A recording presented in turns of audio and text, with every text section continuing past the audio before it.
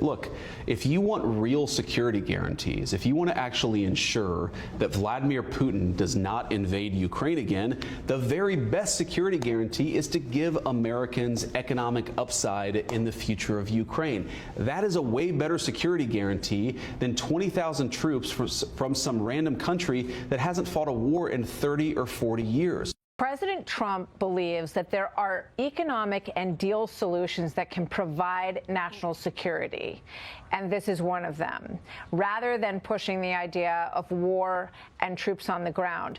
So you want a strong American economic interest, that the American people don't have some abstract idea about defending democracy versus autocracy. They know, understand there are hard benefits, concrete benefits.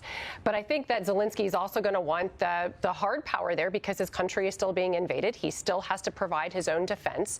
And so I think that the Europeans, the UK, and the French are really putting some serious offerings there to provide security for Ukraine. I don't think that's anything to sort of push aside or to laugh at.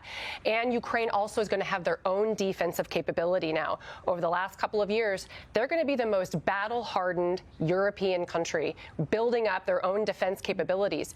And we would expect that any sovereign nation would want to defend themselves in that way. So, Sabrina, I wanted to ask you about the Friday Oval Office blow-up.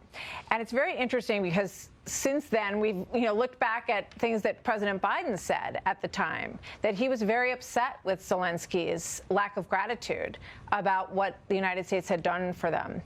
What are your thoughts on that, given what we saw on Friday? Is there any, I mean, it seems like there's a real similarity in the way these two presidents saw Zelensky. I think there are some, but I think the concerns that the Biden administration raised and some of our concerns with how things were being played out, that was done in private. And what you saw on Friday was something completely astonishing, and I know you covered that pretty extensively. We've never seen sort of this dressing down of a leader that comes to Washington. Do you agree that Zelensky was combative in that press conference? I don't think either side really approached that conversation the right way. I think that, Donald Trump is someone that likes the platitudes, likes to see that gratitude on display, and I think you saw. But Biden also complained about it. Yeah, no, I mean, I think it's fair to say that there was some criticism there, but look, we can't walk away from Ukraine because you know who's not walking away from Russia? Iran and the North Koreans.